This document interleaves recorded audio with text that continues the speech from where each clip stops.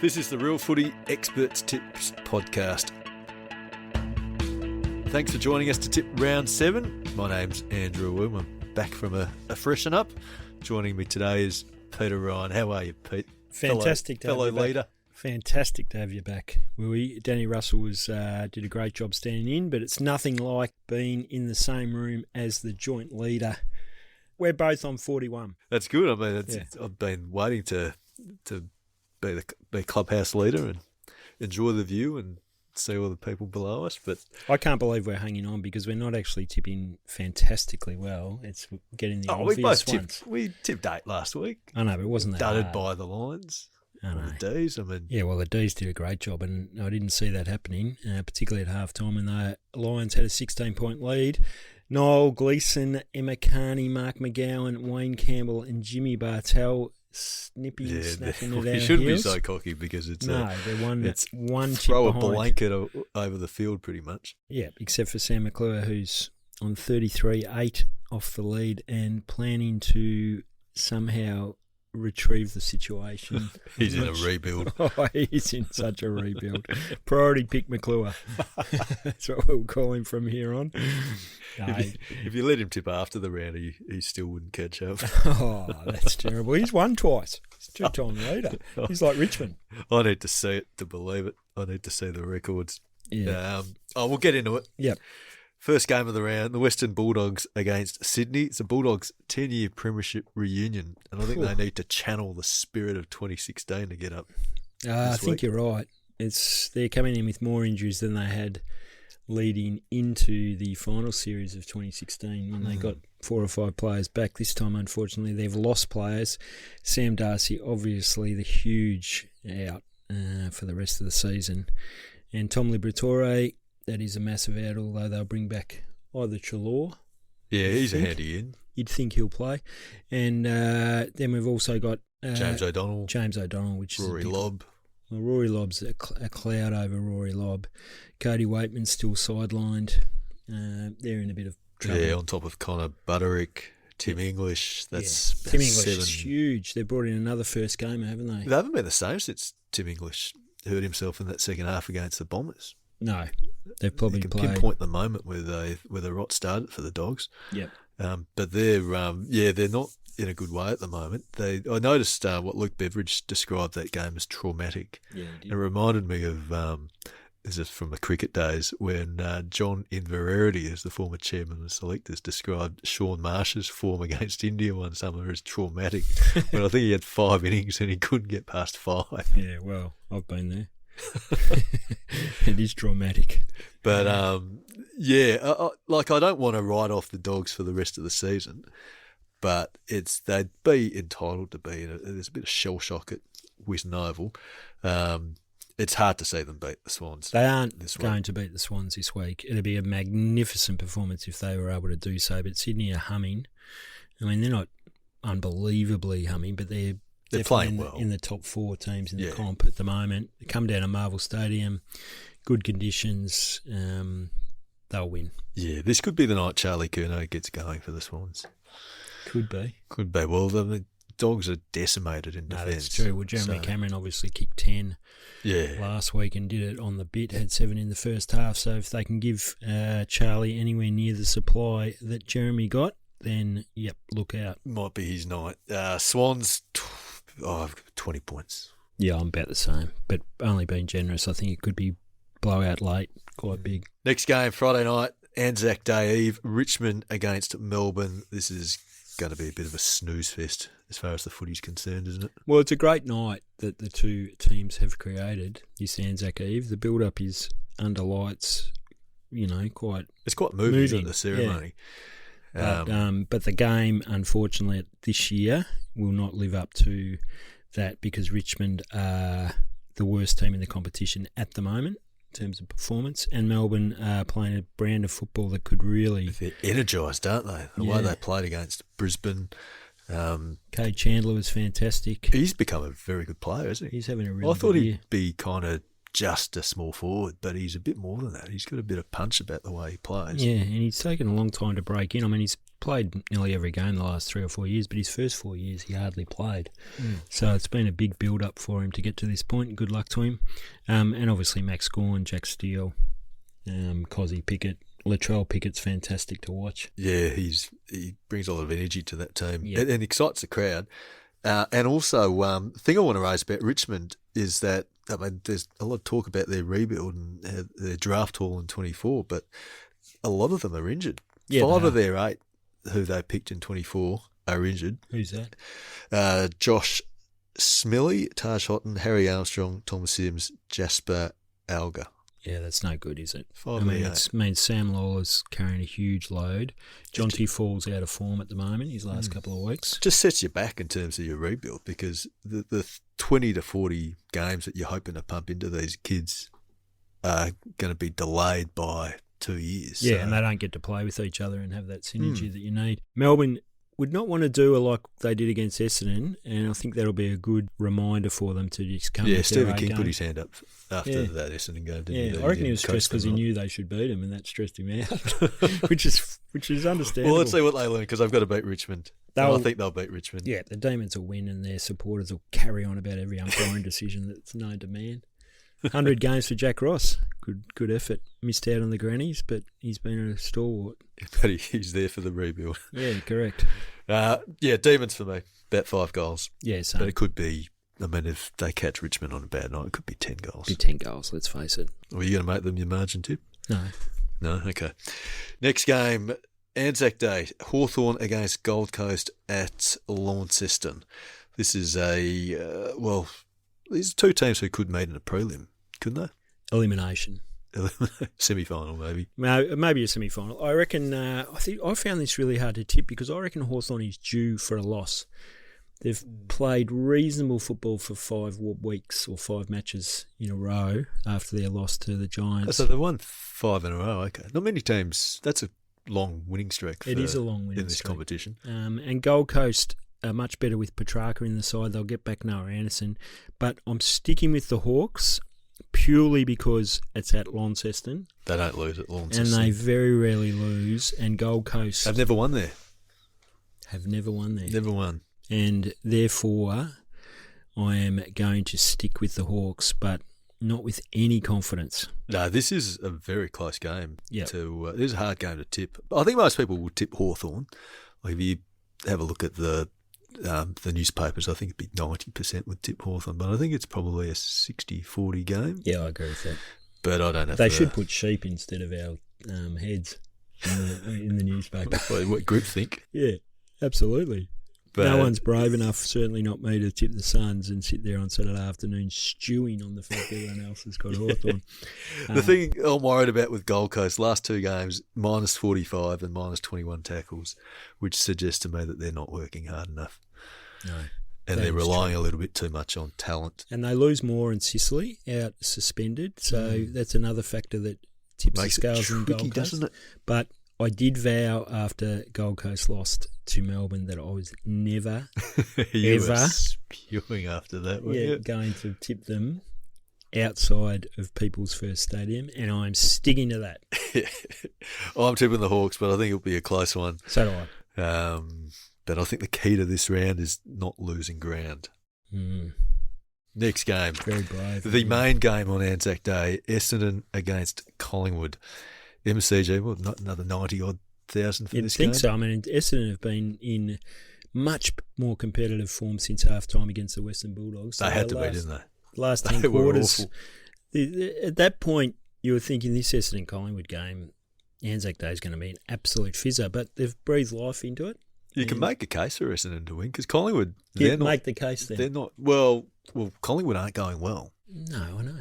That's how you make the case. Not so much. I mean, Essendon have improved to run Gold Coast about 10 points or so. I mean, a little bit of that is that they kicked straight and Gold Coast didn't. I think the expected score was 40 points. You don't buy any of that stuff, but they do look better. They're defending the ground better, Essendon. I think the last 2 games, fewer than 100 marks they've given up around the ground. Right. So they're defending better. Collingwood struggled to score, and they were a bit fortunate last week, right at the death to escape with the win. And a few other issues in that game, I think, if Carlton had got on top of earlier, then they probably should beat Collingwood. Should have beaten Collingwood. I mean, expected score is a great coaching tool, but who else cares? Well, when you're trying to tip, yeah, maybe gives you it's an a idea. form guide. That's fair. But anyway, I'm tipping the Pies just because they're at least more resilient. They're a safer bet. And Ridley's out as well. I think the moment he got injured last week, Gold Coast kicked away. So he's a good player. Love to see him put together 20 games. Yeah, or even 17 games in a season would be handy. Collingwood for me, about 3 goals. Yeah, Collingwood for me, just.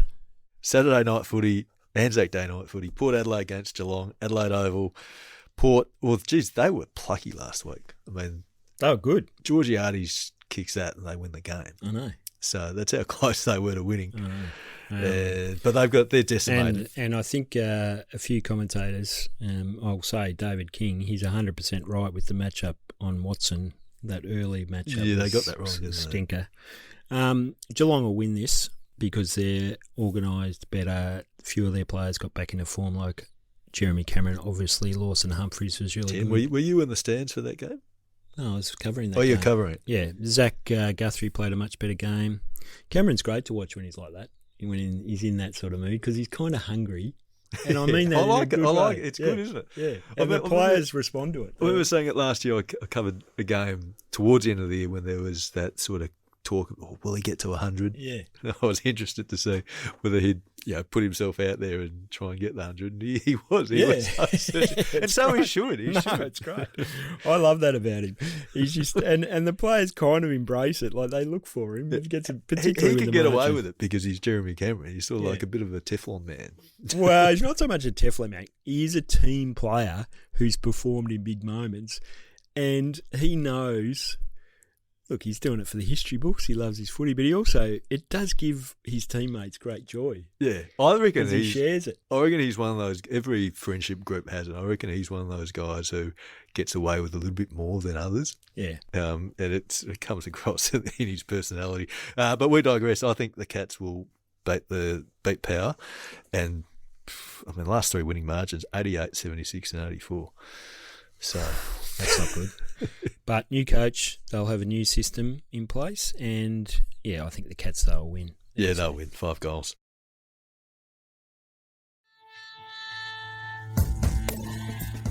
We're online all the time. Just search Age Real Footy on Facebook or Twitter. The other game Saturday night, Fremantle against Carlton. Fremantle will win. They're going very nicely under JL. Justin Longmuir, and Carlton have obviously had a massive week, and all the best to Elijah Hollands and the Hollands, but it's going to be difficult for them to regroup, and even their form suggests they're not going to be able to match Freo.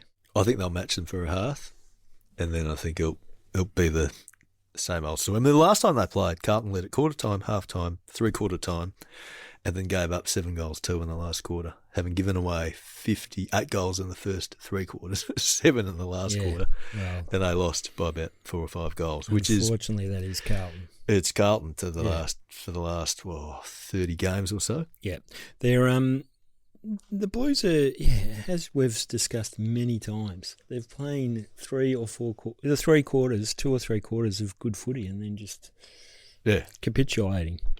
So Fremantle will know that, so it won't be until the last stride if they're trailing that they'd give up, because they know they're a chance to just get on top. Yeah, I think the Blues will be in front at half time, and I think they'll get rolled in the second half. Yeah, I think Fremantle will win. Fremantle. From line to line. Wide you reckon wide? Okay. I'd say at half time Carlton will be in front and Freo need to get their skates on, but they'll win 3 or 4 goals. Yep, same. Sunday footy, St Kilda against West Coast. That's St Kilda against West Coast at Marvel Stadium. I actually had a reader message me. I think they've been either on X or email saying it's not St Kilda, it's St Kilda. I saw someone say that. Yeah, St Kilda. Anyway, they'll beat West Coast quite easily. Well, the last time West Coast's only win last year was against the Saints. That is correct. That is funny. But they won't do it again on Sunday. Max King, you think he'll play? Do you think he should play? I haven't really followed it except that he's a chance to play. Should he play? Yeah, this would be a good one to bring him back into if he's ready. First game since round 16, 2024. Geez, they missed him last week. He would have been very handy. Well, 1 point, yeah. I mean, but even during the game, you were just thinking, imagine what they'd do to have Max King down there. St Kilda, Ross... They're okay, aren't they? It was ridiculous. I don't think they've improved significantly, but there's marginal gains. Oh, they've definitely improved. They're a much better team. Marginal gains, is it? Do you think they're... No, they're much better. So they pushed Adelaide and they pushed Brisbane for three quarters. So you think 2 and 4 is a lie? No, I think that I don't want to be, agreeing with Ross really, given his performance at the presser, but they have faced opposition. I think they should have beaten Melbourne and they should have beaten Collingwood, or could have or should have. But the Brisbane and Adelaide losses are not disastrous at all. No. Well, based on that, then, do you think they play finals? Yeah, I think they will. I think they're getting better. I think they're like a horse. Think they'll get to 12 wins? Yep.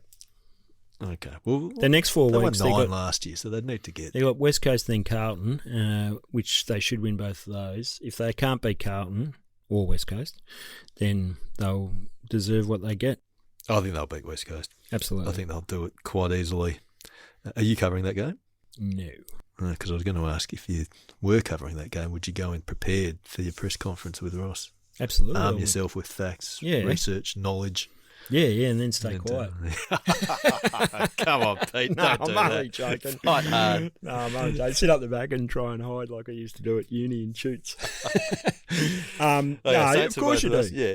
You have to be prepared more for some coaches than others, and Ross is one you have to be prepared. But Steve Larkin, who was in Adelaide, he did nothing wrong. No, valid questions. Yeah, he was fine. You want to get a bit more detail. Yeah. Okay, Brisbane against Adelaide at the Gabba. The reigning premiers, but they're 3-3 now. So are we overestimating them, or are we giving them too many outs just because of their track record? I think their best players aren't playing as well as they're obviously capable of. Lockie Neal and Harris Andrews have been great, but beyond that... Cluggage has been injured, only 15 possessions last week. He struggled. Will Ashcroft was okay. Levi Ashcroft was okay, and I really rate Will Ashcroft. I missed Dane Zorko, his punch-off half-back. Yeah, missed that, although Kitty Coleman's pretty good. Not quite Dane Zorko. Look, the difference between what they dished up on Sunday against Melbourne versus what they dished up in the last quarter against St Kilda was massive. I got the sense watching that game that Brisbane are in that state at the moment where it's not quite important enough. I agree with that. And it was a little bit... They probably thought, with 16 points up, I think we've got the game won, and then they got a bit of a fright. Yeah, got big on them. And if Rona kicks straight in that last couple of minutes, they win the game. Yeah. But, I mean, it's probably natural for when you've won grand finals that it's hard to get up for. It's like you, rocking into work, you just look a bit cash these days. When you win intensity's gone. When you win tipping competitions, when you're clubhouse leader. Yeah, exactly. You take your eyes off the prize. I think Adelaide obviously aren't playing that well either, but Brisbane will get them at the Gabba, but this will be a really good game to watch. Yeah, I think the Crows are just going at the moment, and I'm tipping the Lions. Yeah, I'm tipping the Lions. Final game of the round. Oh, this is a sneaky, interesting game. Tough game to in a graveyard time slot. Yeah, this is your absolute Giants dream. against North Melbourne in Canberra, Sunday twilight. The Woo household, everyone shut up because I'm watching the footy. What are you watching this rubbish for? No, I'm watching the footy. No, this game's usually the one that's on in the background while we're trying to cook dinner on Sunday night. Monica, the Giants, I think North Melbourne will win. Ooh. Have you put them in the book? Because I saw the spreadsheet earlier. I thought you had the Giants. Have you changed your mind? Yes. I have changed my mind. Big moment. This could be a huge moment in the tipping competition. Yes, I've changed my mind and I'm tipping North Melbourne. I think that they're flying. Well, they need a scalp. Yeah. I mean, the Giants aren't the scalp that they have been previous years, but North Melbourne having beaten, who have they beaten? Carlton, Richmond, Essendon, and what's the other team? They lost to West Coast. And Port Adelaide. So teams, teams about 13th through to 18th. So Giants aren't going that well at the moment, but they have been a finals team. It's an opportunity Giants. to get them on, not their home deck, but their Canberra home deck.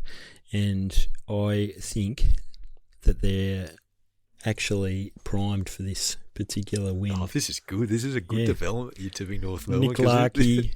This will make Sunday afternoon a lot more exciting. Yeah, no, this is getting great emails, messages back and forth from you. I know. I don't know why I'm doing it.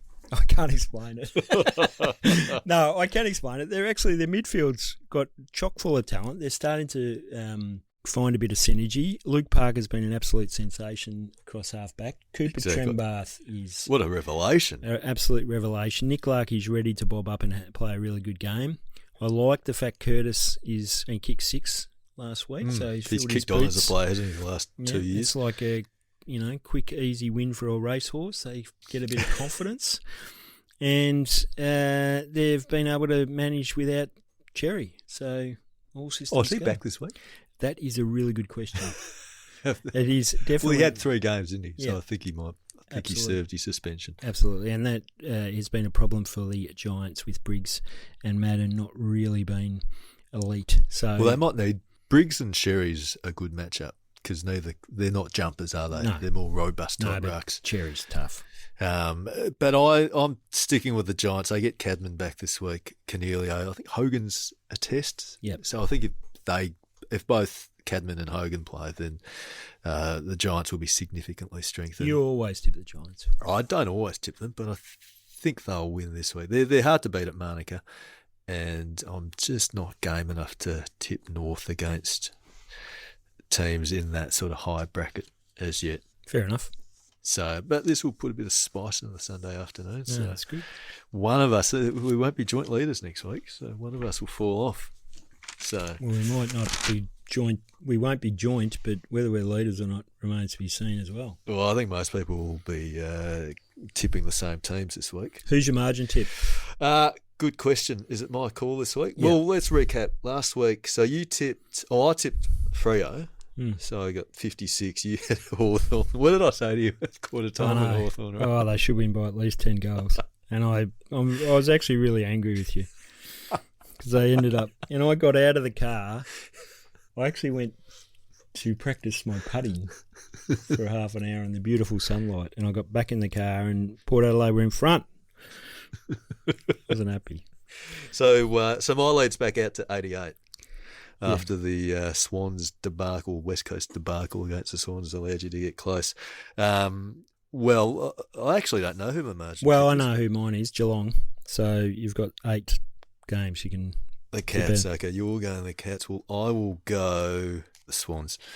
Okay. First up. So that's a bit brave, isn't it? That is brave. Bulldogs could find a way back. They could lose, but no, that is definitely brave. Anyway, foolishly, I'll put my lot with the Swans. Good work. So who have we tipped? Yeah, well, I think we've gone the same. I've tipped except for North. Yeah, apart from North, Sydney, Melbourne, Hawthorn, Collingwood, Geelong, Freo, St Kilda, Brisbane, and you've gone North. I've gone the Giants. Kangas. You've gone with the North Melbourne part of our tipping competition. Yeah, that's right. I quite enjoyed. Yeah, the Libby Birch. I've jumped on the Libby Birch Emma Carney train to the bottom. Good luck to you this week. Okay, that's all we got time for today. Thanks for joining us. You can see the rest of the experts' tips at theage.com.au/AFL.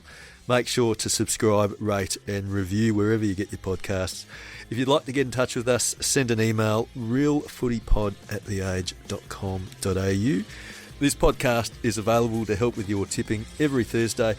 The next Real Footy podcast will be out on Monday. Until then, may your team win.